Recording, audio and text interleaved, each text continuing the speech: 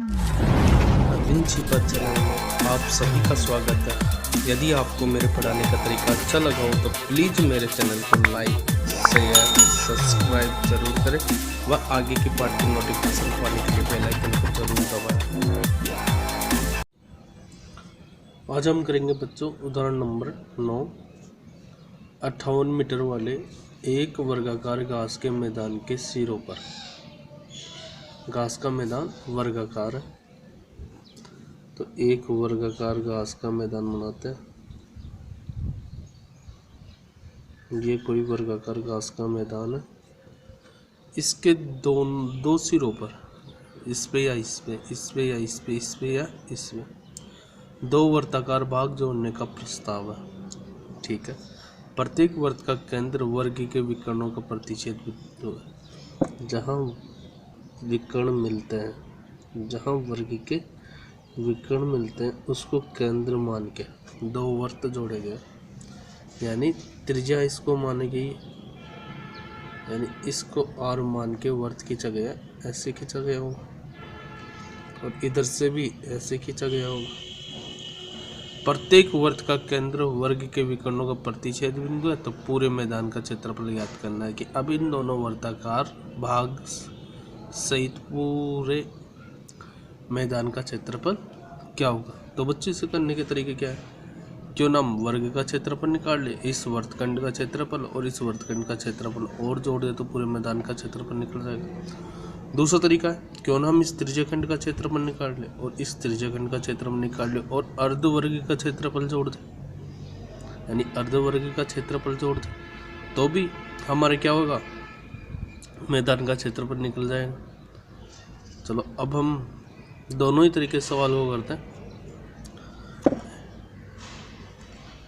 इसको मान लेते हैं ए बी सी डी नाम का वर्ग था और इसके विकर्ण ओ बिंदु पर प्रतिच्छेद कर रहे थे और बोला है कि 58 मीटर वाले एक वर्गाकार यानी 58 मीटर भुजा है वर्ग की। और वर्ग किसे कहते हैं बच्चों को पता होगा, लेकिन फिर भी दोहरा देता हूँ। ऐसा चतुर्भुज जिसकी चारों भुजाएं समान हो और प्रत्येक कोण 90 डिग्री हो उसे वर्ग कहा जाता है। और वर्ग के विकर्ण बराबर होते हैं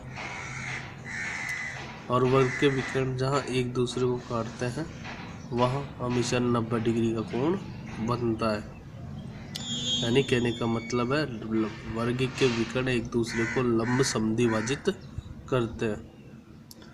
तो बच्चों हम बात कर रहे थे 58, ये भी कितनी होगी 58, क्योंकि वर्ग की चारों भुजाएं समान होते हैं त्रिभुज ए बी सी में। तो बच्चों आपको त्रिभुज ए बी सी कुछ इस तरीके से दिखाई दे रहा होगा। इसका नाम ए, इसका नाम बी और इसका नाम सी। त्रिभुज ए बी सी दिखाई दे रहा होगा। और अभी बताया था वर्ग का प्रत्येक कोण कितने डिग्री का होता है, 90 डिग्री का।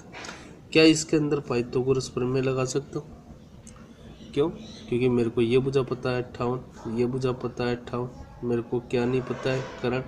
कैसे पता चलेगा करण है? क्योंकि 90 के सामने वाली भुजा को क्या बोलते हैं, करण। और करण निकालने का सूत्र क्या होता है पाइथागोरस प्रमेय से? करण बराबर क्या होता है,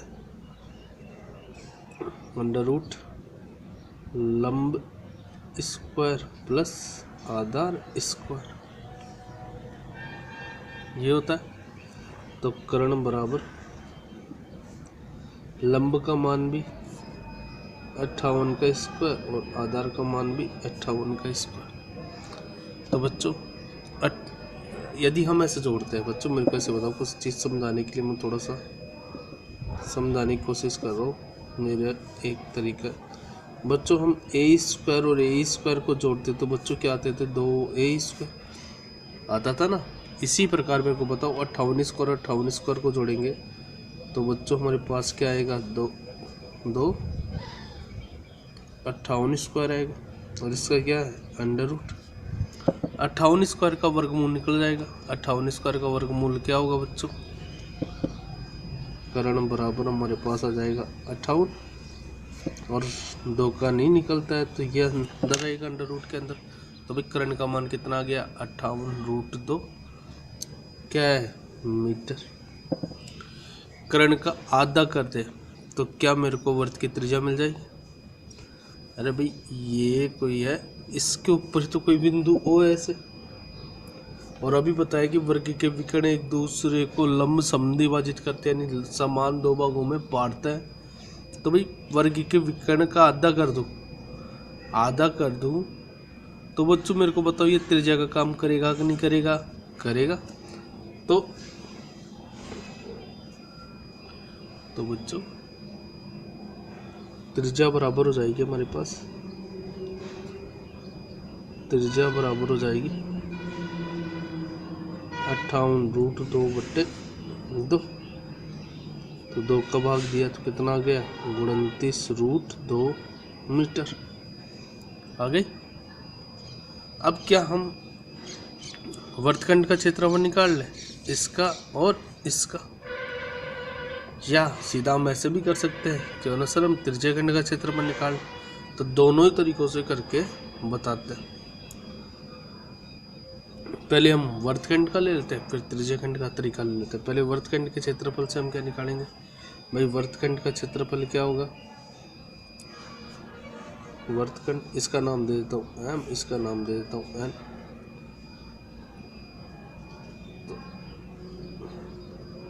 वर्तखंड तो 2 से √2 कैंसिल हो गया, तो बचा कितना? 29 का स्क्वायर।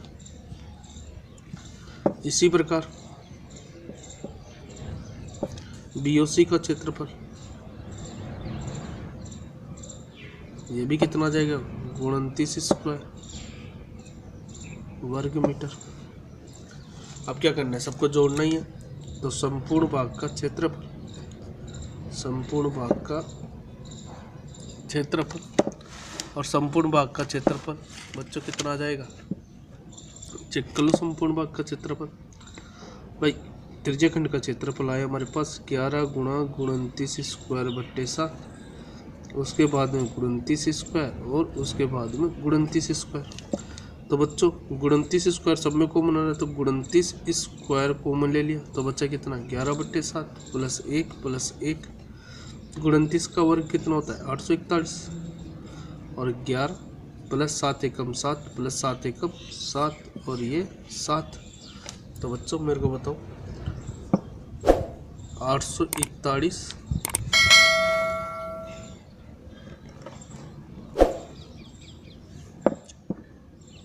गुणा 11 और 7 18, 18 और 7 हो जाएगा बच्चों 18 और 7 25 बट्टे 7। 841 को 25 से गुणा करेंगे और 7 का भाग देंगे, तो बच्चों हमारे पास आ जाएगा 4325.14 वर्ग मीटर। तो बच्चों हम ऐसे भी कर सकते हैं। यदि आपको मेरे पढ़ाने का तरीका अच्छा लगा हो तो प्लीज़ मेरे चैनल को लाइक, शेयर, सब्सक्राइब जरूर करें व आगे की पार्ट की नोटिफिकेशन पाने के लिए बेल आइकन को जरूर दबाएं। धन्यवाद। तो बच्चों उदाहरण नंबर 11 करते हैं। आकृति 15.12 में छायांकित क्षेत्र का क्षेत्रफल ज्ञात कीजिए, जहाँ ABCD भुजा 14 सेंटीमीटर का एक वर्ग है। 2 से √2 कैंसिल हो गया, तो बचा कितना? 29 का स्क्वायर। इसी प्रकार BOC का क्षेत्रफल, ये भी कितना आ जाएगा? 29 स्क्वायर वर्ग मीटर। अब क्या करना है? सबको जोड़ना ही है। तो संपूर्ण भाग का क्षेत्रफल, संपूर्ण भाग का क्षेत्रफल और संपूर्ण भाग का क्षेत्रफल बच्चों कितना आ जाएगा? चेक कर लो संपूर्ण भाग का क्षेत्रफल। भाई त्रिज्याखंड का क्षेत्रफल आया हमारे पास 11 × 29 स्क्वायर बट्टे 7, उसके बाद में 29 स्क्वायर और उसके बाद में 29 स्क्वायर। तो बच्चों 29 स्क्वायर सब में कॉमन आ रहा है, तो 29 स्क्वायर कॉमन ले लिया, तो बच्चा कितना? 11/7 + 1 + 1। 29 का वर्ग कितना होता है? 841, और 11 + 7 एकम 7 + 7 एकम 7, और ये 7। तो बच्चों मेरे को बताओ 841